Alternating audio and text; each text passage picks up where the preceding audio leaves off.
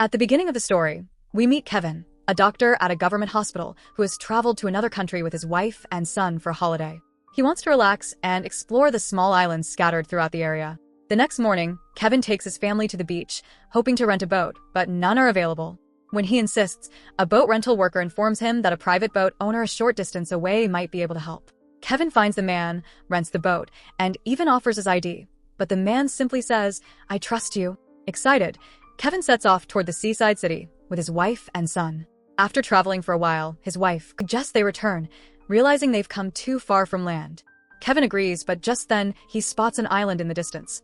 Intrigued, he decides to explore it. He steers the boat toward the island, and soon, they arrive. Kevin and his family spend a wonderful time there, but as the sun starts to set, he decides it's time to leave.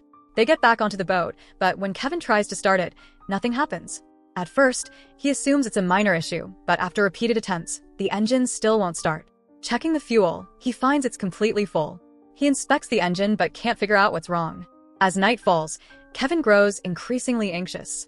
They are stranded with no way to contact anyone. He left his phone behind, and the boat owner didn't take his ID, meaning no one knows his name or where he is. With no other option, they spend the night on the island. The next morning, Ka wakes up to find Kevin still struggling with the boat. He suddenly spots a boat in the distance and shouts desperately, waving his arms, but the people on board are too far away to notice. The boat disappears.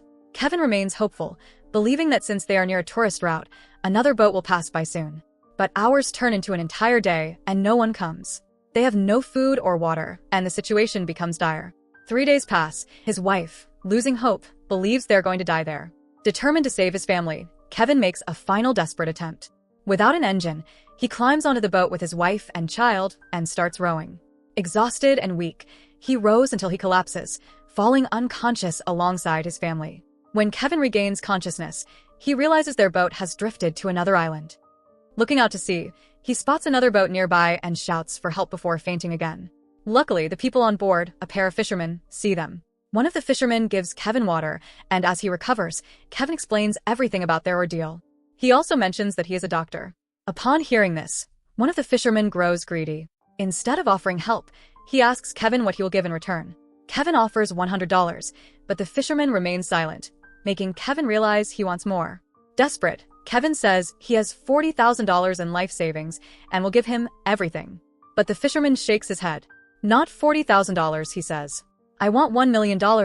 Kevin insists he doesn't have that much money, but the fisherman suggests he ask his friends. Before Kevin can respond, the fisherman strikes him on the head with an oar, knocking him unconscious. When Kevin wakes up, he finds his hands tied. His family is missing. The fisherman coldly tells him, "I didn't bring your family. You could go to the city and tell the police. I won't tell you where they are until I get my full money." Kevin panics. The fisherman continues, "There are too many islands here. You'll never find the one where your family is." Left with no choice, Kevin agrees. He uses a telephone booth to call all his friends and relatives, begging for money.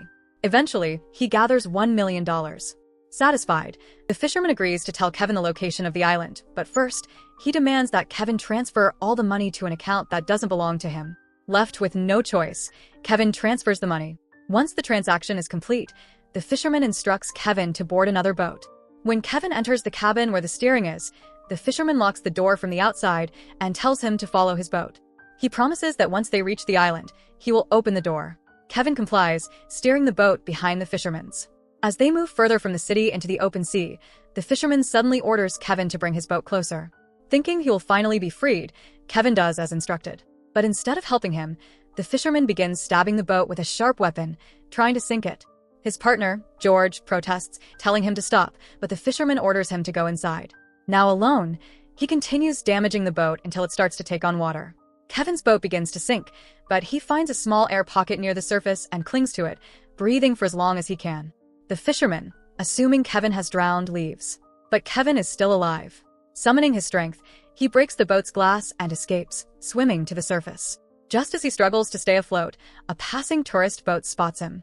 The tourists rescue Kevin and take him back to the city, where he immediately reports everything to a police officer and the Coast Guard. However, by now it is night. The Coast Guard informs him that they will begin a search operation in 3 hours, but because of the many islands in the area, it could take a long time. Kevin, knowing his family doesn't have that much time, insists that they should first track down the fisherman and George, as they know the island's exact location. But the constable refuses, saying they must follow protocol. In truth, the constable doesn't believe Kevin's story. He suspects Kevin might have killed his own family for insurance money and is making up the fisherman's existence. Determined to save his family, Kevin takes matters into his own hands. He heads to a cafe, searching for a detailed map of the area, hoping to recognize the island where his family is stranded. But after scanning the maps, he finds nothing useful. Then an idea strikes him. He goes back to the Coast Guard and argues that the fisherman, who survives by selling fish, will eventually have to go to the market to sell his catch. If they wait there, they can catch him. But once again, the constable refuses, insisting they must focus on finding Kevin's family first. Realizing that no one believes him, Kevin decides to go alone. He reaches the market but finds no sign of the fisherman or George. Feeling desperate, he hails a taxi to return to his hotel. As he sits in the cab, he notices a scar on the driver's hand, similar to the wounds he had seen on the fisherman. Curious, he asks how he got injured. The driver explains that certain types of fish cause such wounds when they attack. Kevin seizes the opportunity and asks where he got treated. The driver replies that there is only one hospital in the city. Kevin rushes to the hospital and speaks with the doctor, explaining everything: the betrayal, his missing family, and the danger they are in. The doctor, moved by Kevin's desperation, agrees to help. He shows Kevin a list of all the people who recently received treatment. Since there are no photos, Kevin makes an educated guess based on age, height, and body type. He selects a name that he believes could be the fisherman. Following the address, Kevin arrives at a house. A woman answers the door. As he steps inside, his eyes scan the walls, and there it is, a photo of the fisherman standing on his boat. Kevin quickly takes the photo, which also displays the boat's number. Just then, the fisherman himself walks in. Pretending not to recognize Kevin, he denies knowing him. But Kevin has had enough. He lunges at the fisherman, attacking him. The fisherman's wife, witnessing the struggle, rushes inside and returns with an arrow gun. Before she can shoot, Kevin grabs the fisherman's daughter as a shield.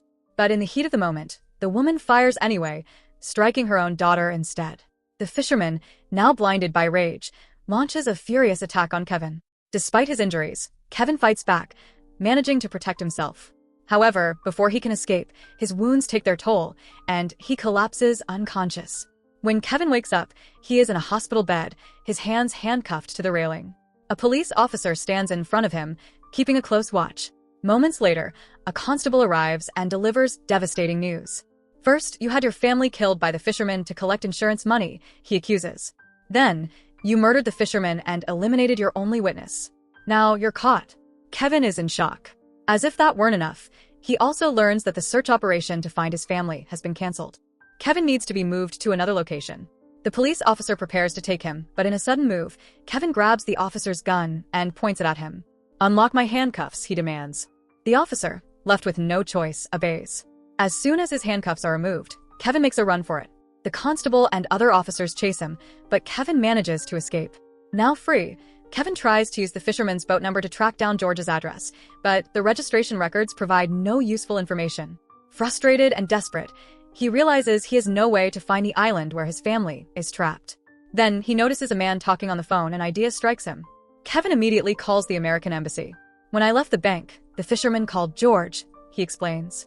"We can track George using his call records." The embassy assures him they will take action soon, but Kevin knows time is running out. Just then, he spots the constable searching for him along with several officers. Thinking quickly, Kevin calls him.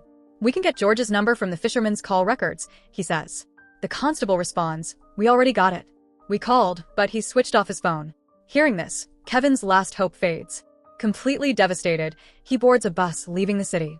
Tears well up in his eyes. He has lost his family. Then something catches his eye. Sitting in the last seat of the bus is George. Kevin calls out his name. George panics, jumps off the moving bus, and starts running. Kevin chases after him. Seizing the moment, Kevin speaks softly. "Please, just tell me where my family is. I promise I won't hurt you." George, seeing the desperation in Kevin's eyes, starts to believe him. He takes a step toward Kevin, but just then, a car speeds by and hits him. Kevin rushes to his side. Holding up a map, he desperately asks, "Which island? Where is my family's?" Barely conscious, George lifts a trembling hand and points to an island. Now, Kevin finally knows where to go. Acting fast, he places George in the same car and tells the driver to take him to the hospital. Then, without wasting a second, he heads straight to the port, determined to reach the island.